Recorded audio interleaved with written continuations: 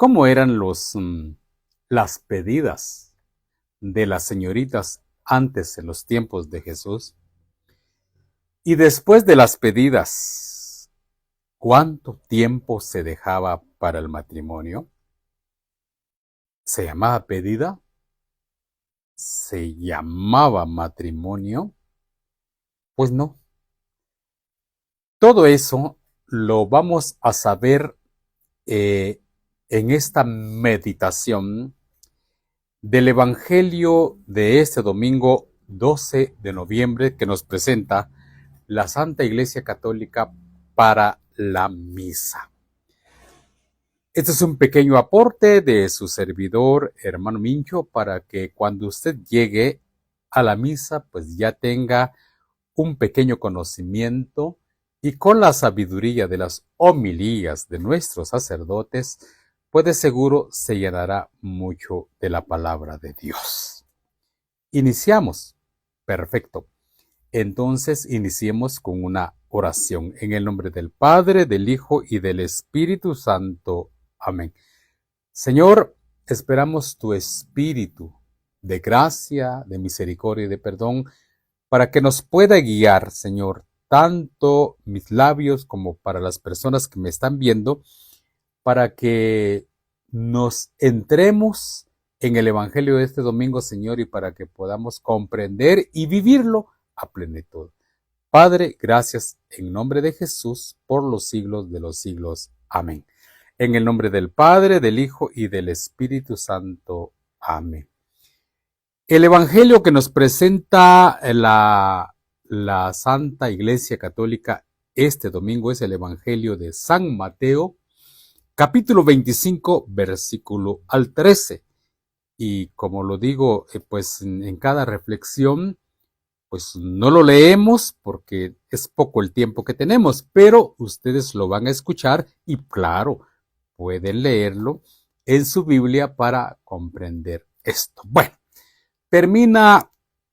este domingo terminan pues los evangelios de los domingos pasados en el que Jesús tiene encuentros con los fariseos, con los saduceos, con los escribas, con los letrados, pues tienen un altercado, ¿verdad? Pequeños problemas con ellos.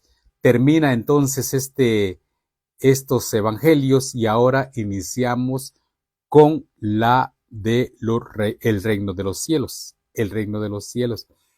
E inicia entonces esta etapa de estos últimos días del tiempo ordinario, últimos domingos del tiempo ordinario, inicia con una parábola,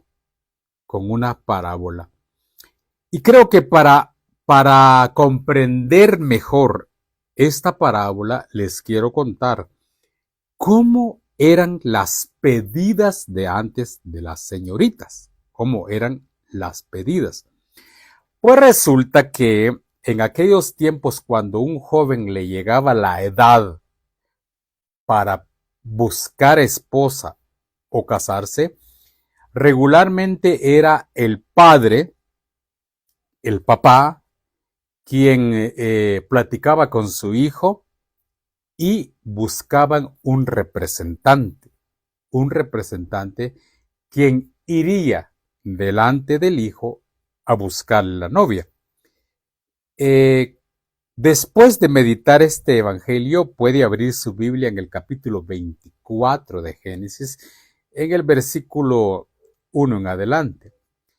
Entonces el papá le manda a buscar novia a su hijo y quien va adelante, escuche por favor, grábese esta mente, quien va adelante es el representante. Entonces tienen que recorrer, en aquellos tiempos tenían que recorrer muchas aldeas buscando pues la señorita que le agrade al joven. Y cuando la encuentran, pues es el representante el que va adelante, es el que se adelanta a hablar con la señorita y también con el papá. Después de platicar y hablarle del joven, y por supuesto decirle muchas cosas bonitas de lo que tiene el joven en su casa, también su papá, llegan a un acuerdo. La señorita pudiera decir, no, no quiero, no me gusta el joven, no. Pero si desea la señorita, le gustó el joven, entonces llegan a un acuerdo en darle al papá por la compra de la señorita un dote, ya un dote, así se le conocía, un dote. ¿En qué consistía el dote? El dote consistía en hacerle un pago al papá porque se van a llevar la señorita. Lógicamente no ese día, ya les voy a explicar por qué. El dote regularmente consistía en 7 años de sueldo mínimo de lo que tenemos hoy. Depende del país que usted me esté viendo, haga cuentas, por favor. ¿Cuánto sale o salía una señorita en aquel tiempo pagándole el sueldo mínimo por 7 años? ¿Por qué era así? Bueno, y aparte el ganado, la comida y todo lo que dejaban regalado. ¿Por qué era así? Porque regularmente en el Antiguo Testamento, en los tiempos de Jesús también, las señoritas eran quienes servían a los padres en los quehaceres domésticos. Si la señorita se iba con el joven, entonces ya no habría nadie quien ayudara a los padres. Entonces, por eso que se paga pues esa cantidad de dinero para que ellos puedan, los papás puedan contratar una señorita o alguien que les sirva durante por lo menos 7 años. Para después de que hayan hecho el trato del dote, y prácticamente es un pago, pero por favor ponga atención a lo que le estoy diciendo, era un pago. Ya que se acuerda el pago o se hace el pago, se deja 12 meses para el siguiente paso que sería el matrimonio. Pero quiero aclarar antes, esto no se llamaba pedida y matrimonio, se llamaba desposorio. Desposorio, la primera parte y la segunda parte. La primera parte era la pedida. ¿Por qué se le llamaba ya desposorio? Porque prácticamente ya estaban casados. Ya estaban casados. Se hacían muchas costumbres, muchos actos con bastante contenido. Y esto pues era muy sagrado, era muy bueno. ¿Y por qué es esto? ¿Por qué les digo esto? La señorita entonces se quedaba preparada, como que ya casada, esperando el mero matrimonio, el nuevo desposorio, y dejaban un año. Yo sé que los jóvenes de hoy, las señoritas de hoy, me van a decir, hermano Mincho, si ya la pidieron, si ya medio se casaron, ¿por qué hay que esperar 12 meses? Jóvenes, atentos, ¿por qué en el Antiguo Testamento se dejaba 12 meses? Por la sencilla razón que el novio esperaba que la señorita no estuviera embarazada. Por eso es que se le dejaba 12 meses. Ya, nada de que te pedí hoy monó de una vez. No, en aquel tiempo no. Se dejaba 12 meses para ver si la señorita no estaba esperando, no estaba embarazada. Pero entonces se dejaban esos 12 meses y ya el representante se adelantaba nuevamente delante del joven y regresaban a la casa y ya le iban a contar al papá, bueno, le he encontrado novia a su hijo. Ya hicimos un trato, ya pagué esto por la señorita, pero aquí había algo especial. ¿Quién iba a señalar la fecha del matrimonio? Era el papá. Esa fecha no lo sabía ni el representante ni el hijo. ¿Por qué? Porque el papá era quien hacía los arreglos de la nueva casa del joven, de su hijo. Por lo tanto, no había fecha, No había día señalado hasta que el papá dijera, es el momento de ir a traer a la novia. Ya, repito, el papá era el único que sabía la fecha en que se iría a traer a la señorita en el desposorio número 2 o la segunda parte. De repente el papá avisaba, es el día de ir a traer a la señorita y que se realice el matrimonio. Es el momento.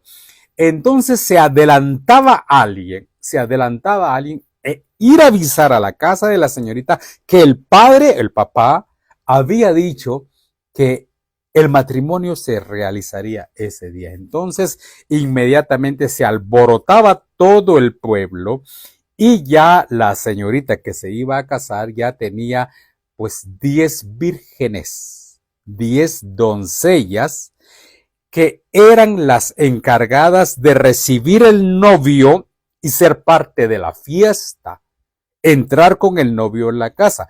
Pero había algo especial, no se sabía la hora en que el novio llegaría, no se sabía. Por lo tanto, tenía que llegar antes de la medianoche, tenía que llegar. Por lo tanto, esas doncellas, quienes se encargaban de hacerle como una valla al novio cuando llegara, y hay que tomar en cuenta que en aquel tiempo no había luz. Entonces las señoritas le hacían valla para que entrara con la novia. Esto es otro procedimiento que lo vamos a ver en algún otro momento, el paseo en el pueblo y todo esto, cómo es que la señorita aceptaba a su novio ya en la casa, pero esto lo vamos a ver en otra oportunidad. Pero en esta vez estamos viendo entonces que la hora no se sabía, pero sí tenía que llegar antes de la medianoche. Entonces, ¿qué hacían todas las personas, pero más las señoritas, las doncellas? Eran 10, tenía que esperar con su lamparita, era una lamparita que le cabía un poco de aceite y que tardaba de 2 a 3 horas la lucita, ¿ya? Entonces esperaban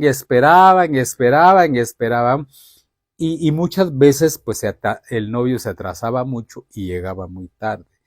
Aquí es donde nos habla la palabra de Dios sobre las vírgenes previsoras, ¿va? Y las sensatas. ¿Qué pasaba con esto? ¿Va? ¿Qué pasaba con esto? Cuando yo digo que se dormían un rato y de repente gritaban, ¡ahí viene el novio! ¡Ahí viene el novio! Está entrando por el pueblo y todas las doncellas se levantaban, encendían su lámpara o ya la tenían encendida y 5 se dieron cuenta que sus lámparas ya no tenían aceite. ¿Qué fue lo primero que se les ocurrió? Ir con las otras vírgenes y les miren, regálennos o véndannos parte de su aceite para que nosotros también podamos recibir al novio. Y entonces las otras dijeron, miren, si les damos a ustedes, no va a alcanzar ni para ustedes ni para nosotros. Vayan a buscar al pueblo aceite. Y dice que estas doncellas insensatas, las damas insensatas, se fueron a buscar el aceite. Y cuando andaban por el pueblo buscando aceite, llega el novio. Se realiza la fiesta. Entran a la casa de la novia y cierran la puerta. Dice esta parábola de Jesús que nos muestra en este domingo, que regresaron estas vírgenes insensatas, estas vírgenes que eran como unas damas de honor, que no tenían buen juicio, no eran prudentes, no estaban llenas de sabiduría, como lo dice la primera lectura del día domingo en el capítulo 6 del libro Sabiduría, solo era de buscarla nada más. Entonces cuando llegan estas mujeres, tocan la puerta, Señor, ábrenos, Señor, ábrenos. No los conozco, ya se cerró la puerta. Quedaron estas mujeres afuera. Perfecto. ¿Quién era el representante del novio? Era Juan el Bautista. El representante del novio es Juan el Bautista, quien vino antes que Jesús. Por eso es el precursor. Juan el Bautista siempre va delante de Jesús. 6 meses antes, en la Nochebuena es un día antes, el 23 es el día de Juan Bautista, el 24 de Jesús. Juan el Bautista es el representante del novio, quien viene a ofrecer el pago por la novia. ¿Quién es la novia? La iglesia, donde estamos usted y yo. ¿Y cuánto ofrece Juan por la compra de la novia? Juan dice, he ahí el Cordero de Dios que quita el pecado del mundo. ¿Qué quiere decir? El Cordero de Dios era el que moría por el pecado de la gente de aquel tiempo. Era el que daba la vida, el que se sacrificaba. Por lo tanto, Dios, por medio de su Hijo Jesucristo, no da pues la dote de 7 años de sueldo mínimo, sino que da su vida en este primer desposorio, o sea, en la pedida o primer matrimonio. Jesús es el novio, la novia somos nosotros. Juan el Bautista es el representante. ¿Y quién es el papá? Lógicamente el padre, que es quien sabe cuándo será que se realiza el matrimonio. Ni el hijo ni el representante lo sabe. ¿Vendrá Jesús? Sí. ¿Vendrá Jesús? Sí. Podríamos decir que Jesús va a venir de 2 maneras. Una, en la parucía del Señor, cuando vendrá rodeado de sus ángeles a juzgar a los vivos y a los muertos. O puede ser que venga por medio de la muerte. ¿Cuándo va a morir usted? Dice, hermano, yo cuando tengo 60, 80, 90 años, no se sabe, puede morir mañana, puede morir hoy. Puede morir hoy. El problema es que tenga su lámpara preparada para cuando el padre diga, llegó el momento de la boda, y usted tenga su lámpara encendida. Esté dispuesto. Esté dispuesto. Porque hay algo especial. Cuando estas señoritas, damas de honor, ya no tenían aceite, le dicen a las otras, dennos aceite. Dice, no, si no, no va a alcanzar ni para nosotros ni para ustedes. Hermanos, muchas personas le dicen a nuestros sacerdotes, mire, padre, ore por mí, usted que está tan cerca de Dios. A veces le dicen a uno, mire, usted que sabe tantas cosas de Dios, pero esa lámpara, ese aceite del padre o de la persona suyo, no. Usted a la hora del juicio final o a la hora del juicio personal no va a decir, es que fíjese que mi padre sabía mucho, mi párroco sabía mucho, y van a decir, es que ese era aceite de su párroco. ¿Usted qué trae? Usted. Hermanos, tenemos que mantener entonces nuestra lámpara encendida. Nuestra lámpara encendida. ¿Qué significa tener la lámpara encendida? Tener por siempre. Oiga, las virtudes teologales, fe, esperanza y caridad. No pierda el amor de Dios, no pierda la fe en Dios. Confíe en Dios, dependa de Dios, creerle a Dios en todo momento. Esa es la fe. Mantenga la fe. La fe, la esperanza. Aquí es donde muchos se desesperan, ¿verdad? Ya tengo tanto tiempo de estar en la iglesia, ahora tengo enfermedades, ahora tengo problemas, ahora mejor ya no voy a mi comunidad, mejor ya no voy a misa, mejor ya no me voy a confesar, mejor ya no asisto a los sacramentos. No pierde la esperanza y la caridad, el amor hacia Dios y hacia el prójimo. Recuerda el evangelio del domingo pasado. Señor, ¿cuál es el mandamiento más grande de la ley? Amarás a Dios sobre todas las cosas y a tu prójimo como a ti mismo. Si usted ama a Dios por medio de la iglesia y ama al prójimo por la caridad y el amor, hermano, tiene su vela encendida. Tiene suficiente aceite para su lámpara. ¿Ya? Si usted deja de tener fe, esperanza y amor, cuando venga Cristo, no tendrá aceite para su lámpara.